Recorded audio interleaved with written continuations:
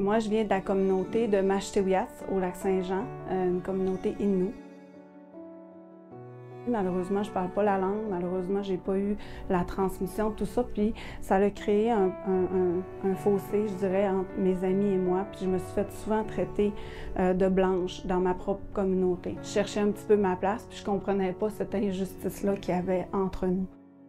Étant donné que j'ai pas l'air, entre guillemets, d'une vraie autochtone, les gens disaient des propos comme si j'étais pas là ou comme si j'existais pas comme Première Nation. Ces deux discours-là se sont enregistrés comme quelque chose qui faisait pas de sens, qui faisait en sorte que, je trouvais pas ma place dans ma communauté, puis à l'inverse, quand j'arrivais à l'extérieur, je trouvais pas ma place non plus en tant que femme québécoise ou en tant que non-autochtone non plus.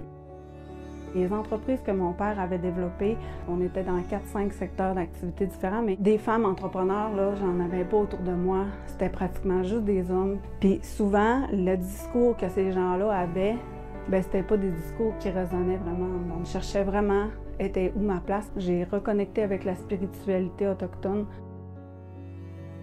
Tranquillement, je me réconciliais entre mes mocassins puis mes talons hauts. Tranquillement, je retrouvais qui j'étais, puis j'étais fière de qui j'étais. J'ai tout mis ça ensemble. J'ai eu une grosse discussion avec mon père pour dire à mon père, tu sais quoi, je pense que je continuerai pas dans cette voie-là. Je vais créer mes propres entreprises aujourd'hui. Pour moi, broder des liens porteurs d'avenir entre nos nations, c'est ce qui me tient vraiment à cœur. D'avoir suivi mon cœur, c'est ce qui fait que j'ai pu développer cette résilience-là. J'ai l'impression maintenant, aujourd'hui, qu'il y a un tapis rouge qui se déroule devant moi. Là, je peux être qui je suis pleinement. Donc, suivez votre cœur, il connaît le chemin.